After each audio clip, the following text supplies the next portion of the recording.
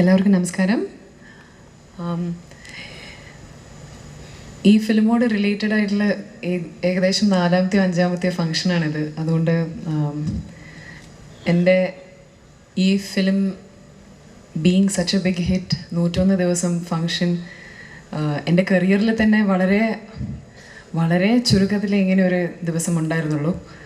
I M very proud to be a part of this movie. And ഇതിനെക്കുറിച്ച് ഞാൻ എത്രയോ മുമ്പ് നമ്മുടെ ഓരോ ഫങ്ഷനിലും ഞാൻ ഈ സിനിമയുടെ ഒരു ഭാഗം ആയതിൻ്റെ സന്തോഷം ഞാൻ പകർത്തിയിട്ടുണ്ട് എല്ലാവരുമായിട്ട്.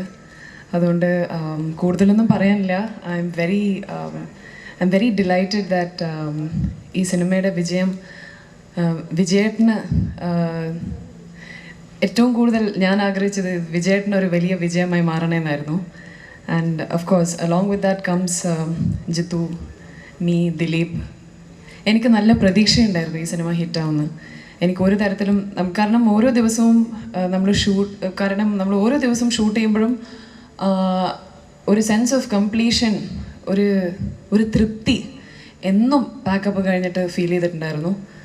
ആൻഡ് ഓരോ ദിവസവും അടുത്ത ദിവസം നമ്മൾ ഷൂട്ടിംഗ് തുടങ്ങുമ്പോൾ നല്ലൊരു എനർജി ആയിരുന്നു നമ്മുടെ ലൊക്കേഷനിൽ. അതുതന്നെയാണ് ഇന്ന് കമ്പൈൻഡായിട്ട് ഈ ദിവസത്തിലേക്ക് എത്തിച്ചിട്ടുള്ളത്. സോ അതിലൊരുപാട് എനർജിയും ഒരുപാട് ദൈവത്തിൻ്റെയും അനുഗ്രഹമുണ്ട്. അതിനേക്കാൾ കൂടുതൽ നമ്മുടെ ഓഡിയൻസ്, നമ്മുടെ viewers, the way they have accepted this movie and received it, നമ്മൾ പ്രതീക്ഷിച്ചതിനേക്കാൾ കൂടുതൽ നന്നായിട്ട് അവർ മനസ്സിലേക്ക് ഏറ്റെടുത്തിട്ടുണ്ട്.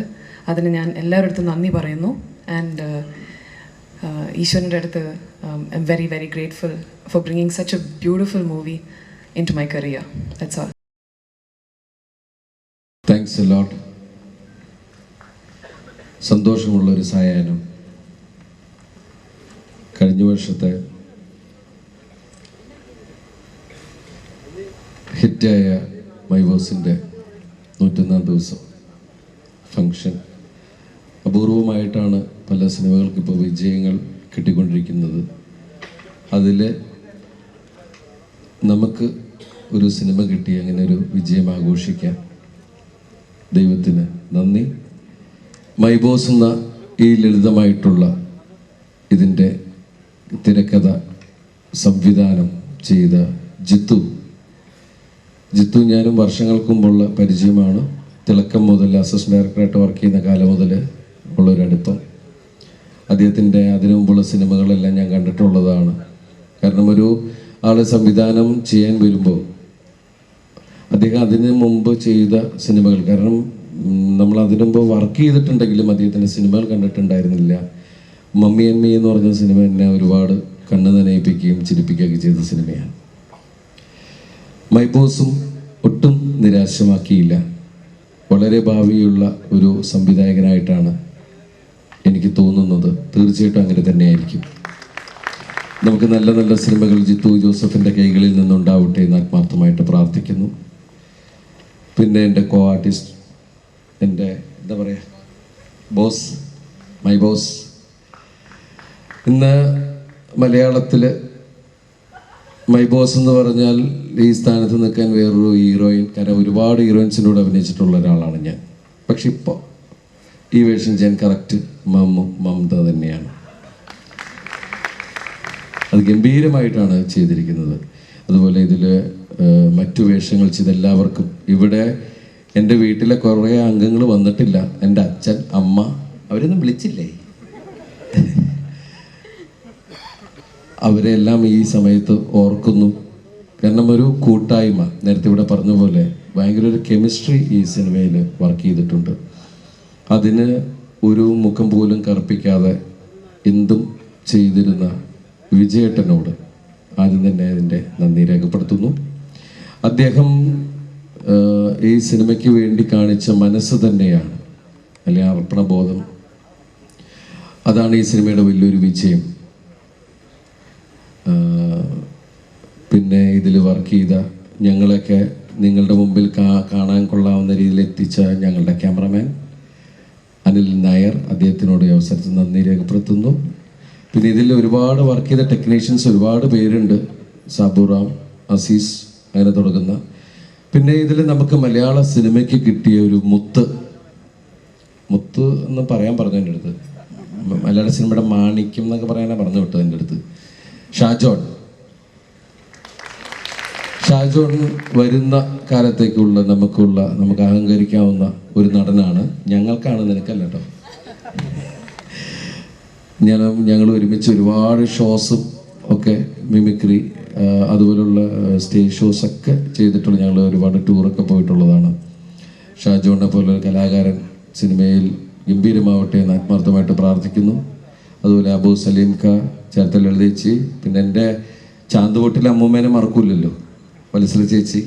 ഇതിലൊരു അമ്മൂമ്മയാണ്, പല തരത്തിലുള്ള അമ്മൂമ്മയായിട്ടാണ് വത്സല ചേച്ചി വരുന്നത്. പിന്നെ ഈ സിനിമയിൽ വർക്ക് ചെയ്ത പിന്നണിയിലും മുന്നണിയിലും ഒക്കെ വർക്ക് ചെയ്ത എല്ലാവരോടും ഈ അവസരത്തിൽ ഇങ്ങനെ ഒരു സിനിമ വലിയൊരു വിജയമാക്കിയ ഇതിൻ്റെ എല്ലാ ടെക്നീഷ്യൻസിനോടും ആത്മാർത്ഥമായിട്ടുള്ള നന്ദി അവസരത്തിൽ രേഖപ്പെടുത്തുന്നു. ആരെങ്കിലും വിട്ടുപോയിട്ടുണ്ടെങ്കിൽ ക്ഷമിക്കണമെന്ന് ആത്മാർത്ഥമായിട്ട് അഭ്യർത്ഥിക്കുന്നു. വന്നിരിക്കുന്ന എല്ലാവർക്കും എല്ലാ ഐശ്വര്യത്തിൻ്റെ നന്മയുടെ നല്ല നാളുകൾ ആശംസിക്കുന്നു.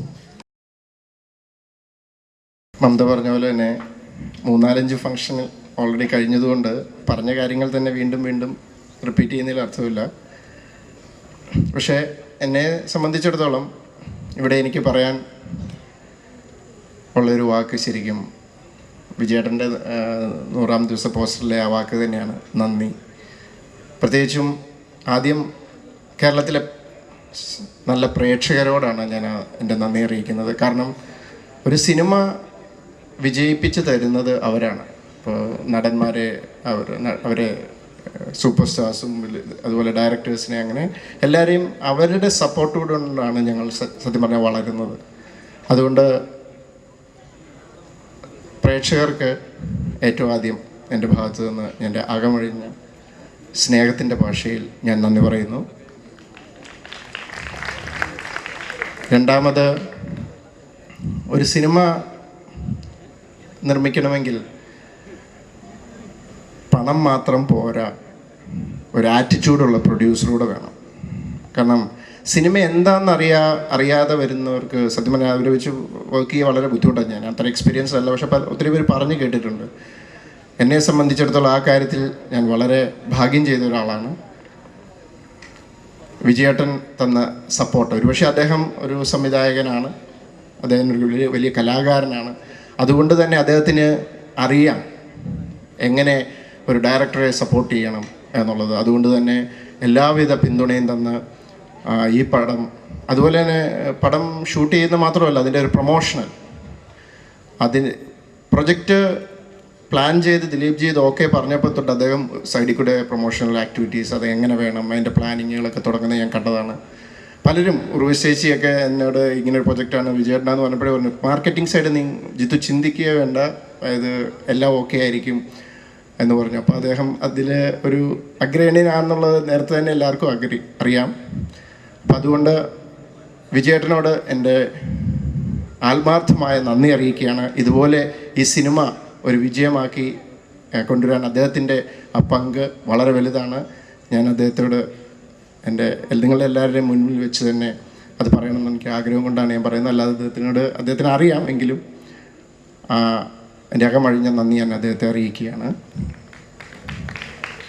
അതുപോലെ തന്നെ എന്നെ വളരെയധികം സപ്പോർട്ട് ചെയ്ത, സത്യം പറഞ്ഞു കഴിഞ്ഞാൽ ഞാൻ ഒരു സൂപ്പർ സ്റ്റാറിനെ വെച്ചൊരു പടം ചെയ്യാൻ പോകുന്നു എന്ന് പറഞ്ഞ് തുടങ്ങിയപ്പോൾ സത്യം പറഞ്ഞാൽ ടെൻഷൻസൊക്കെ ഉണ്ടായിരുന്നു. പക്ഷെ അതൊന്നും ഇല്ലാതെ ഒരു സഹോദരനെ പോലെ, ഒരു സുഹൃത്തിനെ പോലെ കൂടെ നിന്ന് വളരെയധികം സപ്പോർട്ട് ചെയ്തു. അതുകൊണ്ട് സത്യം പറഞ്ഞാൽ ഒരു ടെൻഷനൊന്നും എനിക്ക് ഉണ്ടായില്ല. വളരെ റിലാക്സ്ഡ് ആയിരുന്നു, വളരെ ഫ്രണ്ട്ലി ആയിരുന്നു, ഒരു ഫാമിലി പോലെ. ഇപ്പം മമത ഇപ്പോൾ പറയായിരുന്നു, സത്യം പറഞ്ഞാൽ ഞങ്ങൾ ഷൂട്ട് കഴിഞ്ഞ് പിരിയുന്ന ആ ദിവസം വളരെ ഒരു ബുദ്ധിമുട്ടായിരുന്നു. എന്നൊരു കുടുംബത്തിൽ നിന്ന് എല്ലാവരും ഇങ്ങനെ പിരിഞ്ഞു പോകുന്ന പോലെ. അപ്പോൾ അദ്ദേഹം അതേപോലെ കൂടെ നിന്നു. അപ്പോൾ അതിന് അദ്ദേഹം തന്ന ആ സപ്പോർട്ടിനും എന്നിൽ അർപ്പിച്ച വിശ്വാസത്തിനും ഞാൻ ദിലീപ് ജിക്ക് എൻ്റെ അകമഴിഞ്ഞ നന്ദി അറിയിക്കുന്നു. പിന്നെ മമത, ഓഫ് കോഴ്സ് എൻ്റെ ബോസിനെ ശരിക്കും ഒരു ബോസാക്കി മാറ്റിയ, എന്താ പറയുക, അത് മമതയുടെ കൈകളിൽ ഭദ്രമായിരുന്നു. അതുകൊണ്ട് തന്നെ തീർച്ചയായിട്ടും മമതയും ഞാൻ എൻ്റെ നന്ദി അറിയിക്കുന്നു.